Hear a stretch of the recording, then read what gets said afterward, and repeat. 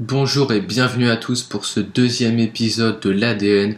Aujourd'hui, voyage en terre africaine, direction le Sénégal. Rendez-vous avec le Vieux Lion.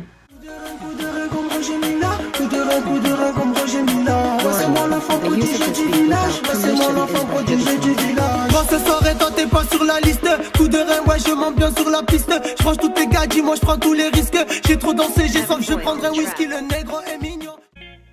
Roger Milla, né le 20 mai 1952 à Yaoundé au Cameroun, commence sa carrière en 1965 à 13 ans à l'Éclair de Douala. Il commence déjà à impressionner avec sa technique, il découvrira le championnat national 5 ans plus tard avec les Léopards Douala. Après 4 saisons chez les Léopards Douala, Roger Milla aura remporté 2 titres de champion du Cameroun et atteint une demi-finale de la Ligue des champions africaine. Le Vieux Lion est transféré au Tonnerre Yaoundé en 1974 avant de rejoindre la sélection nationale l'année d'après. En 1976, Roger Milla rejoint la sélection nationale. Ses bonnes performances tant en club avec une finale de la Ligue des champions africaine et en sélection lui permettent de recevoir le Ballon d'Or africain et s'engage avec Valenciennes en 1977. Mais il ne joue que rarement en club, seulement 28 matchs en 2 saisons. En parallèle, Roger Milla marque son premier but avec le Cameroun en juillet 1978. Les Lions indomptables décrochent leur billet pour la Coupe du Monde 1982 où ils sont éliminés en phase de groupe après 3 matchs nuls.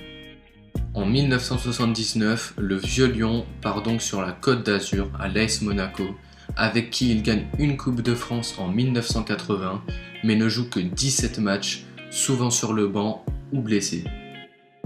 En 1980, il part donc à Bastia, malgré des bonnes performances en remportant la Coupe de France avec Bastia en 1981.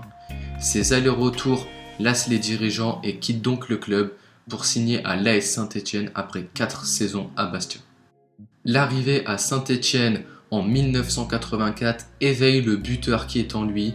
Il retrouve le chemin défilé en club avec 28 buts en 31 rencontres, mais aussi en sélection en remportant la Coupe d'Afrique des Nations en 1984. Le Vieux Lion ne se sentira réellement bien seulement à partir de 1986 en signant à Montpellier où il inscrira 62 buts en championnat de France et remportera la Ligue 2 en 1987. Roger Milla raccrochera les crampons avec les Lions indomptables et en 1988, il ira jouer dans des plus petites équipes pour finir sa carrière. En 1989, alors âgé de 37 ans, le Vieux Lion signe à Saint-Pierroise en division d'honneur régionale de La Réunion. Il décrochera le titre de champion ainsi que la Coupe de La Réunion l'année suivante, ce qui lui vaudra d'être rappelé en sélection avec les Lions indomptables. Il participera à la Coupe du Monde 1990 où il inscrira 4 buts, mais leur parcours s'arrêtera en quart de finale 3-2 contre l'Angleterre. Le Vieux Lion aura marqué le monde entier avec sa fameuse célébration devant le poteau de corner.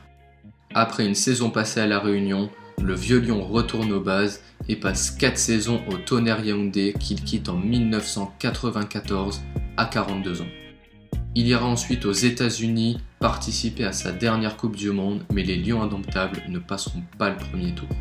Roger Milla ira finir sa carrière en Pologne pendant 2 saisons, d'abord au Pelita Jaja FC, puis au Putra Samarinda. Après plus de 800 matchs et de 450 buts, Roger Milla prendra sa retraite en 1996 après 30 ans de carrière et 11 clubs différents. C'est la fin de cette vidéo, merci à tous d'avoir suivi ce deuxième épisode de l'ADN. N'hésitez pas à me suivre si vous a plu et à partager aussi, c'est très important. Quant à moi, je vous dis à très vite pour une nouvelle vidéo. Ciao ciao.